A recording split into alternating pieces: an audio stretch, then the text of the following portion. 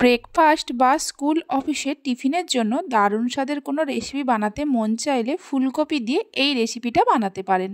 নমস্কার বন্ধুরা, রূপাস কিচেনে সবাইকে স্বাগতম। তাহলে চলুন দেখে নেওয়া যাক। এখানে আমি একটা মিডিয়াম সাইজের ফুলকপিকে বড় বড় করে কেটে নিয়ে ভালো করে ধুয়ে নিয়েছি।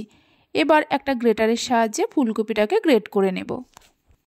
ফুলকপি গ্রেট করে নেওয়ার পর গ্যাসের উপরে একটা কড়া বসিয়ে কড়ার মধ্যে 1 চামচের মতো সাদা তেল দিয়ে দেব।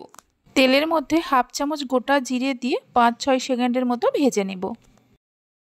ফোড়নটা ভেজে নেওয়ার পর গ্রেট করে রাখা ফুলকপি দিয়ে দেব। ফুলকপি দেওয়ার পর এর মধ্যে দিয়ে দেব অল্প করে হলুদের গুঁড়ো, অল্প করে ঝাল লঙ্কার গুঁড়ো, অল্প করে জিরে গুঁড়ো। মশলাগুলো দেওয়ার পর হাই ফ্লেমে মিনিট 2 সময় ধরে ভেজে নেব।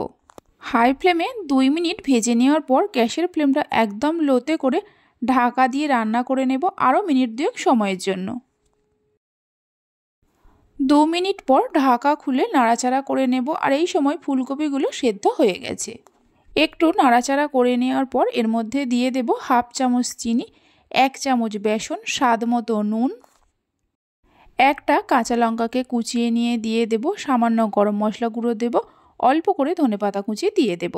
সব কিছুকে ভালো করে মিশিয়ে নিয়ে লো ফ্লেমে আরও মিনিট 2-3 সময় ধরে রান্না করে নেব। 2-3 মিনিট রান্না করে নেওয়ার পর গ্যাসের ফ্লেমটা বন্ধ করে দিয়ে ফুলকপির পুরোটা ঠান্ডা হতে দেব। ফুলকপির পুরোটা ঠান্ডা হতে থাক। একটা পাত্রের মধ্যে নিয়ে নেব 1 কাপ ময়দা আর 1 কাপ আটা। এখানে আমি আটা আর ময়দা দুরকম মিশিয়ে করছি, চাইলে আপনারা শুধু আটা বা শুধুমাত্র ময়দা দিয়েও বানাতে পারেন।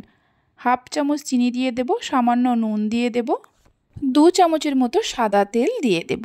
সব কিছুকে খুব ভালো করে মিশিয়ে নেব। আটা ময়দার সঙ্গে তেলটাকে ভালোভাবে মিশিয়ে নেওয়ার পর অল্প অল্প করে জল দিয়ে একটা ডো তৈরি করে নেব। ডোটা তৈরি করে নেওয়ার পর এই ডোয়ের মধ্যে অল্প করে ধনেপাতা কুচি দিয়ে মেখে নেব। এটা সম্পূর্ণভাবে অপশনাল, আপনারা চাইলে দিতেও পারেন আবার নাও পারেন। ধনেপাতা কুচি দিয়ে মেখে নেওয়ার পর বড় করে দুটো লেচি কেটে নেব। লেচি দুটো কেটে নেওয়ার পর একটা করে লেচি নিয়ে কিচেন স্ল্যাবের ওপর প্রথমে গোল করে নেব। তারপর ময়দার মধ্যে কোট করে নিয়ে গোল আর পাতলা করে বেলে নেব। যতটা সম্ভব পাতলা করে বেলা যায় বেলে নিতে হবে। দেখুন ঠিক এরকম বড় আর পাতলা করে বেলে নিতে হবে। একটা স্টিলের বাটি দিয়ে গোল গোল করে কেটে নেব। আপনারা চাইলে এরকম বড় করে না বেলে ছোট ছোট লুচির মতো লেচি করে নিয়েও বানাতে পারেন। গোল করে কেটে নেওয়ার পর ধারের অংশগুলোকে তুলে নিতে হবে। এগুলোকে ফেলে দেব না, আবারও একটু মেখে নিয়ে এইভাবে তৈরি করে নিতে হবে। এবার যেগুলো গোল গোল করে কেটে নিলাম একটা করে নিয়ে এর মাঝখানে কিছুটা করে ফুলকপির পুর দিয়ে দেব। ফুলকপির পুরটা মাঝখানে দেওয়ার পর চারিদিকে অল্প করে জল লাগিয়ে দেব, এতে এগুলো ভাজার সময় আর খুলে যাবে না। আবারও একটা নিয়ে এর ওপর দিয়ে এইভাবে করে আটকে দেব।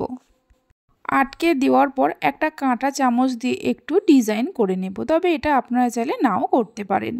এইভাবে একবার রেসিপিটা বানিয়ে দেখতে পারেন, যা ছোট থেকে বড় সকলে খুবই পছন্দ করবে।